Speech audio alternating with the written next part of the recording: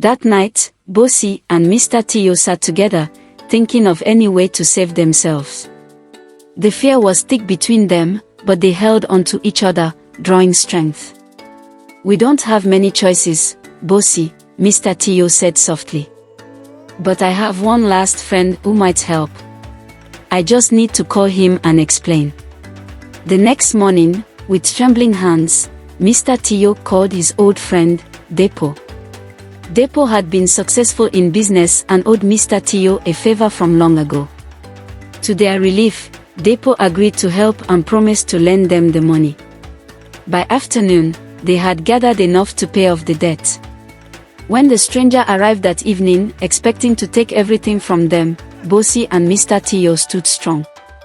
Mr. Tio handed him the money without a word.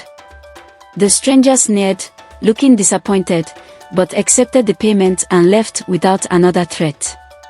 As the door closed, Bossy and Mr. Tio hugged each other tightly, tears of relief streaming down their faces. They knew they had barely escaped losing everything, but they had made it together.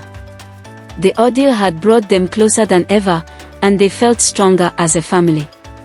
With a deep breath, they both looked toward the future, ready to rebuild their lives with hope and love. As the stranger left, Bossy and Mr. Tio felt a wave of relief wash over them. But something in the way the man smirked as he walked away left a shadow in their hearts.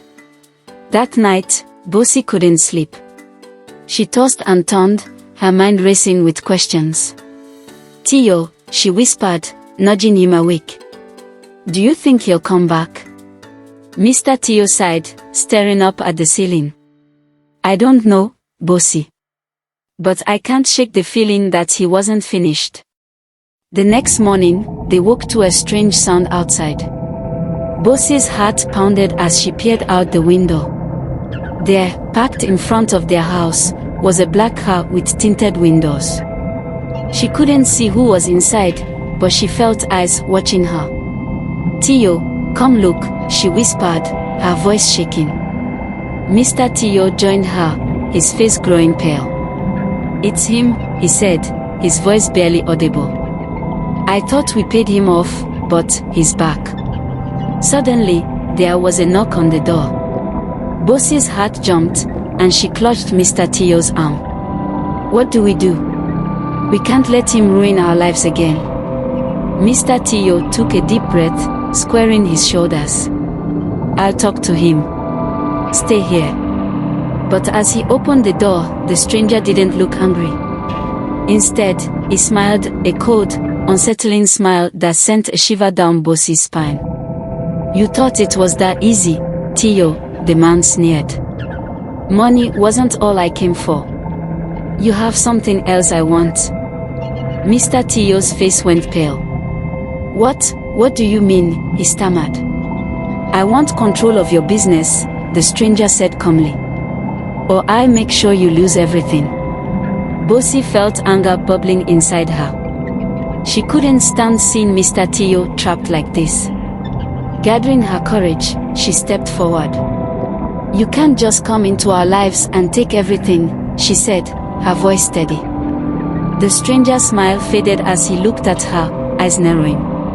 "Stay out of this, woman. This is between me and your husband." But Bossy didn't back down. "No, it's between all of us now. We worked hard for what we have, and we're not giving up without a fight." The stranger laughed, his face twisting into a sneer. "Very well. Let's see how far your fight will take you." With that, he turned and walked back to his car, leaving a cold silence behind him. As he drove away, Bossy and Mr. Tio looked at each other, realizing they had a much bigger battle ahead. But this time, they would face it together, no matter what it took.